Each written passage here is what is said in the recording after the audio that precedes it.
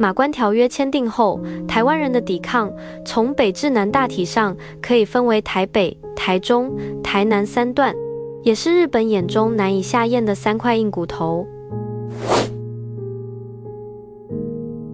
日本人武力强行接收之前，孤立无援的台湾人就做好了自发抵抗的准备。1895年5月25日，以邱逢甲、唐景崧为首的台湾士绅宣布成立台湾民主国，试图以自治形式抵制日本歌战。坚持了12天之后，唐景崧弃城南下，邱逢甲率众继续抵抗。与此同时，台北周边民众也自发组织抵抗。虽然仓促之间组织起来的抵抗力量有限，但是占领仍然让日本付出了死伤200多人的代价。台湾人自发的团结，让日本一下口就烫到了嘴。彰化八卦山安葬的679具遗骸，时刻提醒着我们130年前发生在这里的那场抵抗有多么惨烈。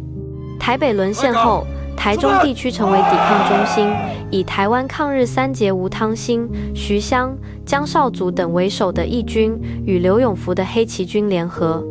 展开了激烈的游击战。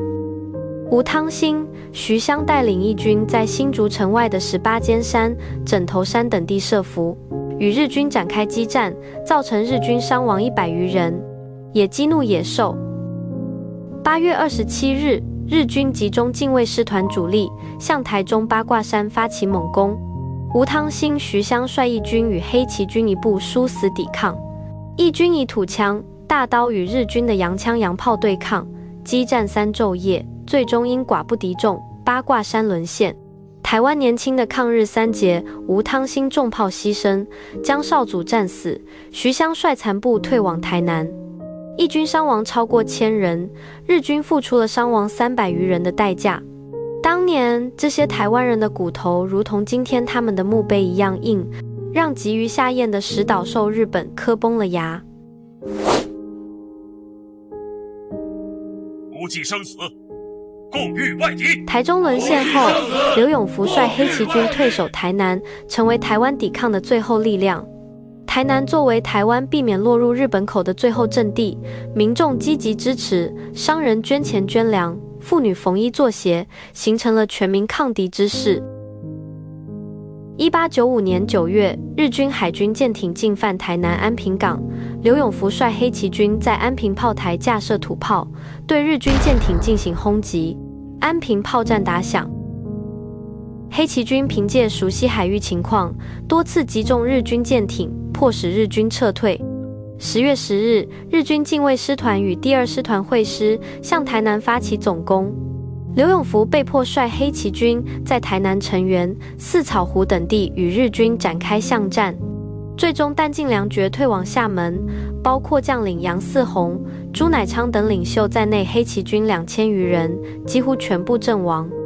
日军付出了伤亡1200多人的代价，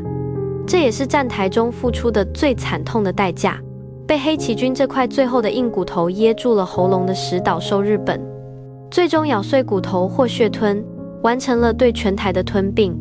可能连日本人自己都没有想到，自己眼中的肥肉台湾，竟然是一块好虾妹削的硬骨头。从乙未战争持续到日据时期，台湾民众进行了大小数百次反抗，伤亡总数超过60万人，超过当时台湾总人口的10%。所以，当听到有些政客说出“我们和日本是一家人”，那还是先问问这60万台湾人答不答应吧。